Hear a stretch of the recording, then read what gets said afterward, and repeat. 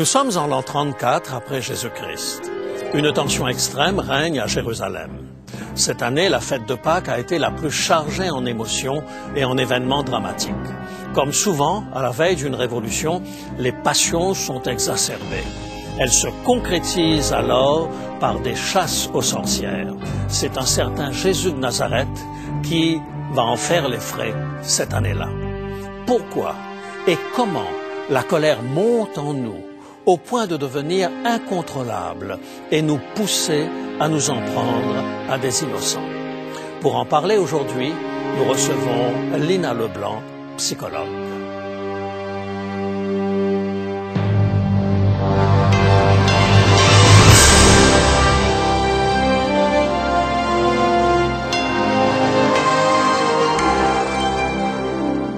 Elle a résisté à l'épreuve du temps.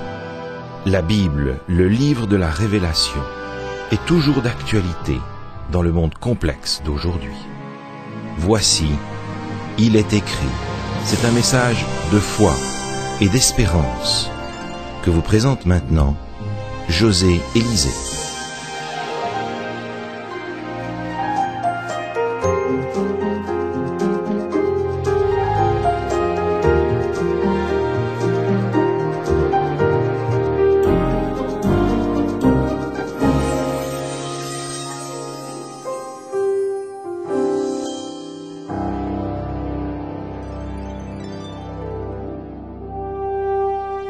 Hérode le Grand, tétrarque de la Galilée, obnubilé par les coups d'État, et Ponce Pilate, légat de Rome, forcé de composer avec ce peuple juif intransigeant à propos des choses religieuses, vont sceller une amitié contre nature en faisant crucifier le Galiléen. Mais la mort de Jésus ne résoudra pas les tensions entre Rome et Jérusalem. Partie telle une rumeur colportée par quelques femmes, la nouvelle de la résurrection du Christ va se répandre comme une traînée de poudre et en quelques décennies va ébranler le trône de César à Rome. À la base de cette révolution, un rabbin colérique, redoutable tribun, juif de religion, romain de citoyenneté et grec de culture. Nous le rencontrons pour la première fois à Jérusalem, où la foule lynche un certain Étienne qui a eu l'outrecuidance d'affirmer que Jésus de Nazareth était ressuscité. C'est ce rabbin, Saul de Tarse, plus tard l'apôtre Paul, qui se fera le champion de la nouvelle religion. Une rencontre exceptionnelle avec le ressuscité sur le chemin de Damas va changer le cours de sa vie et par ricochet l'histoire du monde. Saul va faire sortir le christianisme de son statut d'obscure secte juive pour en faire la religion de l'Empire. Turbulent au possible, sa vie sera émaillée de coups de colère et de prises de position extrêmes. Et pourtant, à Ananias, qui redoutait ce bouillant défenseur de la foi juive, Dieu dira dans Actes des Apôtres, au chapitre 9, à partir du verset 15, « Cet homme est un instrument que j'ai choisi pour porter mon nom devant les nations, devant les rois et devant les fils d'Israël, et je lui montrerai tout ce qu'il doit souffrir pour mon nom. » N'aurait-il pas été préférable de choisir un représentant plus pondéré? Est-ce sur ce petit rabbin colérique et teigneux que vous auriez misé pour faire connaître l'Évangile au monde entier? Il existe parfois une véritable dissonance entre l'atmosphère paisible et recueillie des églises et les colères de ses plus éminents représentants. Le problème n'est pas nouveau. Moïse, surnommé l'homme le plus patient de la terre, ne s'était-il pas fait fermer la porte de la terre promise à cause d'un geste d'impatience? Et que dire du doux Jésus, qui invite à la non-violence, mais qui renverse les tables des marchands et chasse les vendeurs du temple en brandissant un fouet? Le malaise devient insupportable lorsque la Bible n'hésite pas à parler de la colère de Dieu, qui s'enflamme comme pour un oui ou un non, et parfois de manière qui nous paraît totalement injustifiée. Si vous êtes de tempérament mélancolique ou flegmatique, il est possible que vous n'ayez pas eu besoin de regretter vos coups de colère. Par contre, si vous êtes d'un tempérament colérique ou sanguin, il vous est probablement arrivé plus d'une fois de vous mordre les doigts et de regretter de vous être laissé aller à des débordements. Est-ce inéluctable? Bien plus. Est-ce un péché mortel? Si vous vous reconnaissez dans des comportements excessifs et qu'il vous est arrivé de regretter vos éclats, j'ai de bonnes nouvelles pour vous. Alors, bonjour Lina. Bonjour José. Donc, Lina, nous allons aujourd'hui aborder le problème de la colère. Oui. Et c'est une question qui nous concerne probablement tous, chacun d'entre nous. Alors, pourrais-tu nous dire un petit peu qu'est-ce que c'est que la colère? La colère est perçue par les humains comme une émotion négative et laide. Mais la colère fait toutefois partie du spectre des émotions chez l'humain.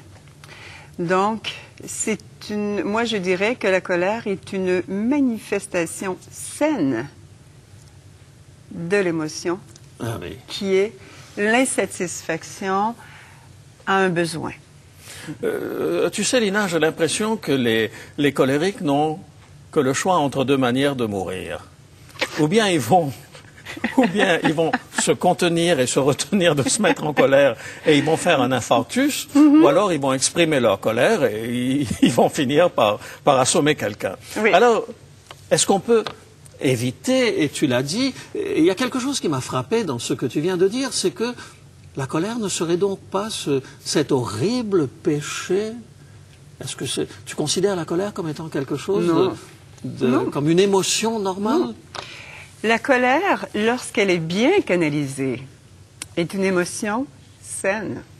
C'est lorsque la colère est mal canalisée que là, elle devient cet horrible défaut et que c'est cette colère qui fait peur et qui va traumatiser d'autres humains. Mais une colère bien canalisée, elle ne cause pas préjudice. Mais il ne nous a pas été enseigné de vivre une colère adéquatement. On nous l'a enseigné. Je pense entre autres, si un de mes enfants est en colère, la première chose que je pourrais faire, c'est dire « tais-toi dans ta chambre ». Et bien là, je deviens plus colérique que mon enfant. Okay? Tu soignes le mal par le mal. Et bien voilà. Okay?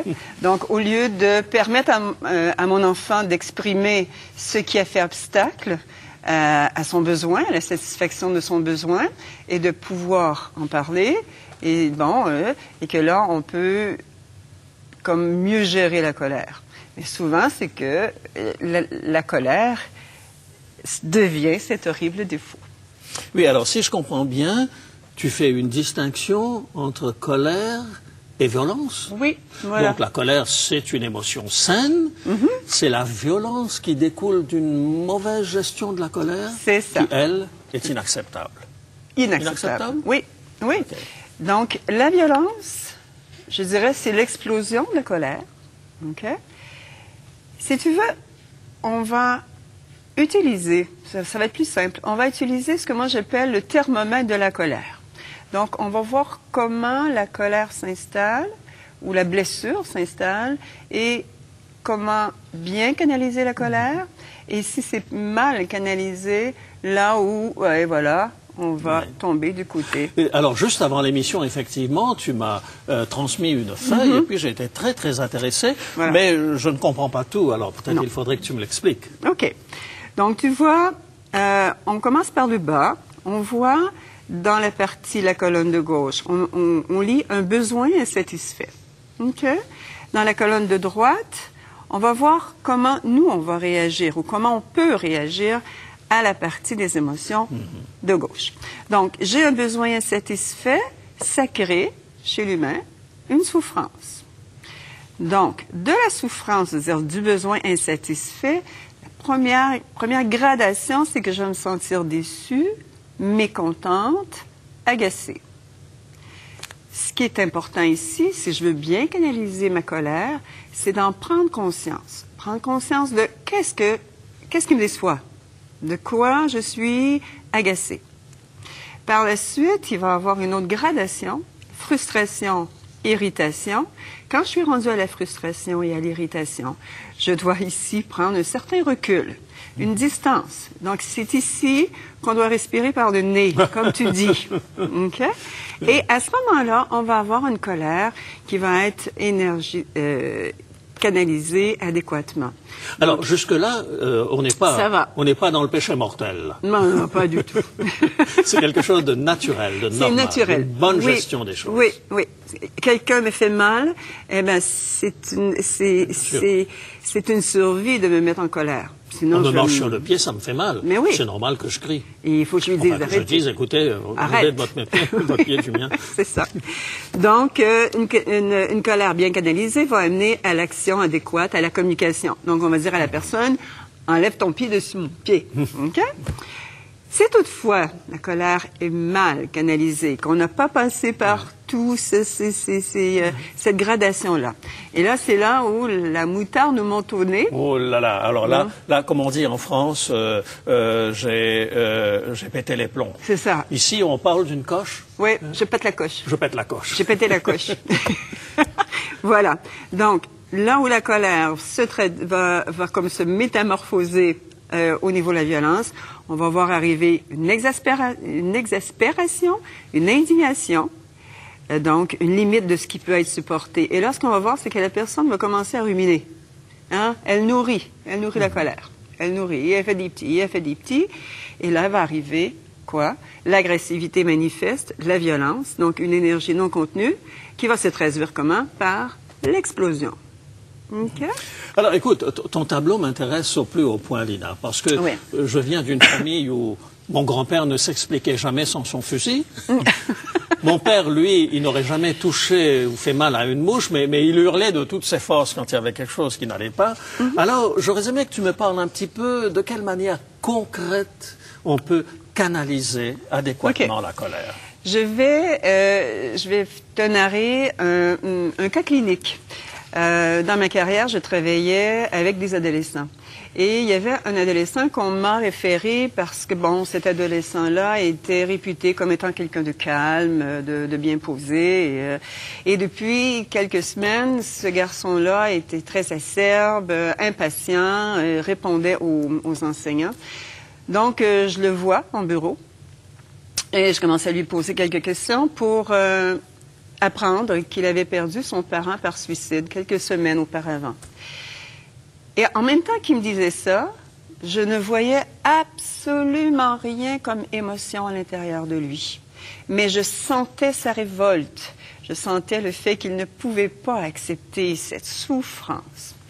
Et dans mes formations ultérieures, on nous donnait des moyens cliniquement pour pouvoir faire exprimer cette colère-là qui est en dedans et qui étant mal canalisée, explose.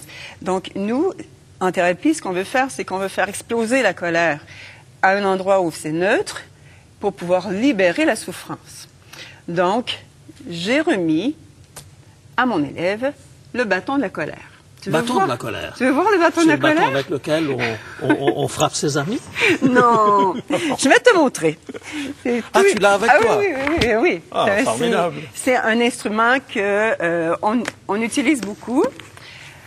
Lorsque la colère est contenue, et que là, on amène l'émergence de la colère. Sans monter, là. On s'en monter. Donc, là, on met dans la main, donc j'ai mis dans les mains du garçon ce bâton de la colère. Et j'ai dit, écoute, il y a des chaises, il y a des tables, il y a des murs. Tu tapes, et tu fais sortir cette colère. Le garçon a tapé. Il s'est pris au jeu. Il s'est pris au jeu, oui. Et tout au long, j'ai vu qu'il nommait sa colère, et ça poussait, et ça venait. Tu sais comment ça a terminé tout ça? Le garçon, après que l'énergie de la colère ait été sortie de lui, il s'est écroulé, il s'est mis à pleurer. Ah, c'est extraordinaire. Et là, il pleurait son deuil. Okay. Mais je te dirais qu'il y a eu quelques intervenants scolaires qui sont venus cogner à ma porte pour savoir qu'est-ce qui se passait? Avec tout le tapage qu'il y avait eu, si j'étais bien portante. Ouais, voilà. Ouais. Alors, peut-être une autre question, Lina. Qu'est-ce qui prédispose à cette violence chez l'individu? OK. Dans un premier temps, on va voir, c'est toujours l'histoire de l'éducation. C'est-à-dire qu'il y a des milieux familiales ou des milieux sociaux qui vont favoriser, qui vont enseigner, qui vont valoriser la violence. Donc, on apprend, OK, à devenir violent. C'est comme une façon d'imposer le respect. Lorsque tu dis ça, bon, en ce moment, on sait qu'il y a dans le hockey, là, les Canucks contre les Bruins de Boston. Alors bon, je m'intéresse pas beaucoup à ce sport, mais comme c'est la Coupe Stanley, alors je regarde, mais je suis impressionné par la violence qu'il y a entre les joueurs. Ils se tapent dessus et les arbitres ne disent rien. Ils les laissent se taper dessus. Mais je pense que ça dessert très bien un public, malheureusement. Il y a un transfert. Oui. Je trouve déplorable qu'on puisse, en arriver à valoriser une telle violence. Une autre façon aussi, un autre contexte qui va prédisposer à la violence, c'est la distance émotionnelle. Il y a des gens qui ont cette capacité de se couper de leurs émotions, dont la colère aussi. Donc, on va voir souvent, et là, je veux pas juger personne, mais exemple, le tueur qui va assassiner de sang-froid, OK, représente très bien cette distance émotionnelle. Un autre aspect aussi, c'est on appelle la symbolisation déficiente. C'est-à-dire que on va voir chez l'enfant qui va traduire sa colère par des cris, des tapes, coups de camion sur la tête ou autre, mais avec le langage, voilà, la violence va disparaître. La liste est longue, en fait. Hein. Et si on entre un peu plus profondément dans ces domaines où la colère s'exprime le plus souvent, peut-être dans la relation conjugale. Il ne nous reste pas longtemps, on n'a que 2 minutes. Parle-nous un petit peu de la violence dans la relation conjugale. Je ne te parlerai pas de la violence, je vais te parler de comment on peut éviter la violence dans le milieu conjugal. Oui, c'est ça qui nous intéresse. Voilà.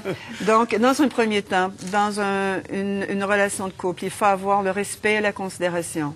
Le respect de ce que je suis, le respect de qui est mon conjoint et la considération, c'est ce que moi j'appelle le chassé-croisé.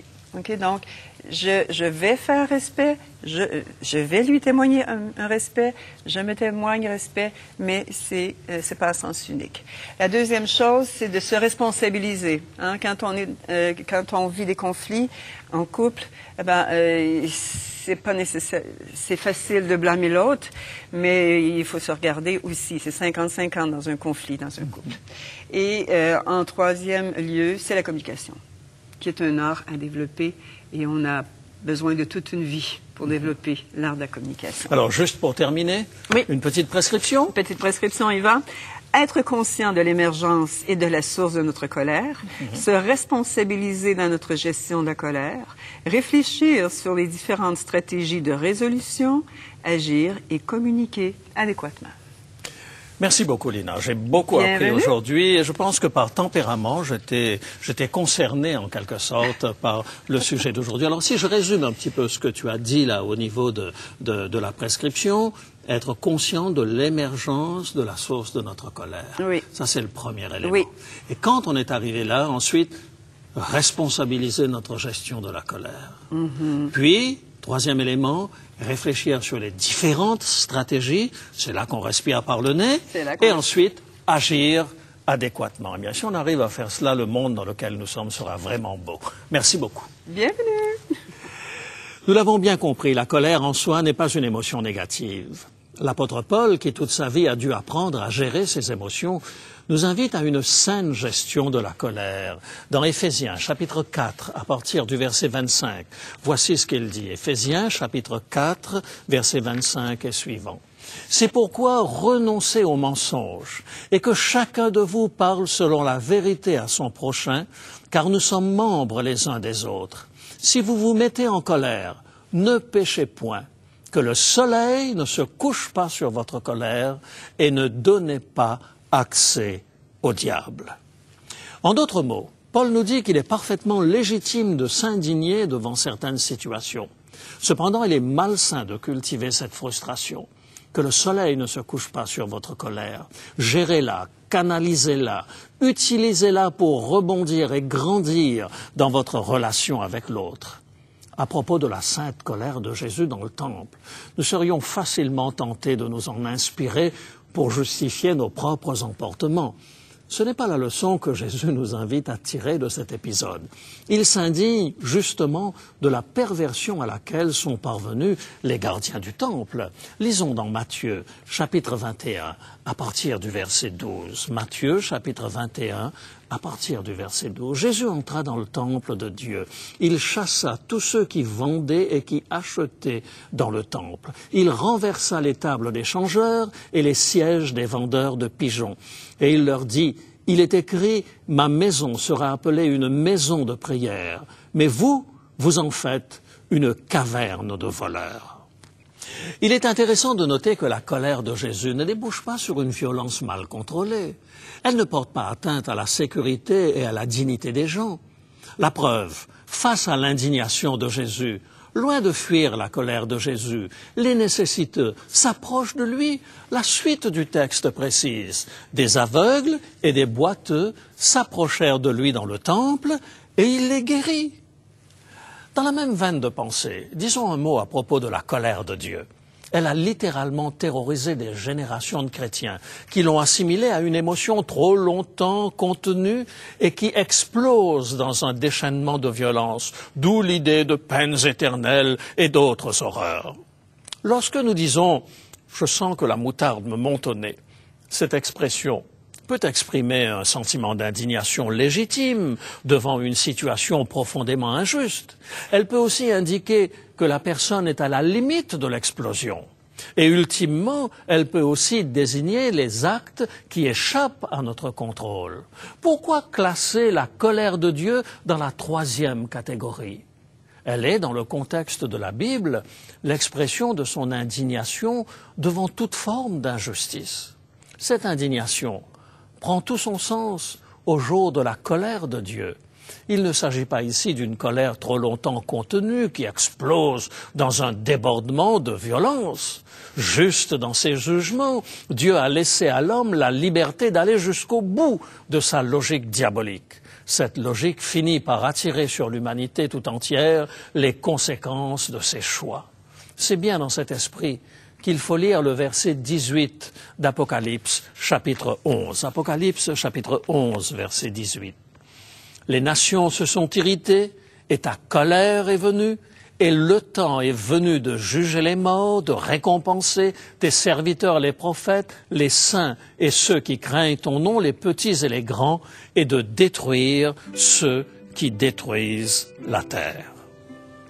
L'apôtre Jacques confirme cette interprétation dans son chapitre 1er, versets 18 et 19. Jacques, chapitre 1er, 18 et 19. Que tout homme soit prompt à écouter, lent à parler, lent à se mettre en colère, car la colère de l'homme n'accomplit pas la justice de Dieu. Aimeriez-vous apprendre à gérer votre colère? Désirez-vous découvrir les secrets d'une bonne gestion de vos émotions? Elles se trouvent dans la révélation divine. Ne voulez-vous pas vous en inspirer afin que vous connaissiez enfin la paix dans votre foyer, dans votre milieu de travail et dans vos relations sociales? Pourquoi ne pas le demander à Dieu, maintenant même, tandis que nous prions? Père Céleste, merci de nous avoir créés avec des émotions nobles. Nous prenons conscience que Satan a perverti ces émotions et nous a rendus esclaves de nos réactions passionnelles.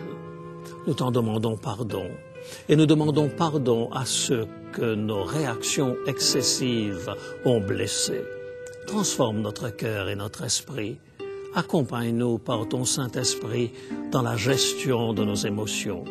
Nous te le demandons au nom de Jésus. Amen.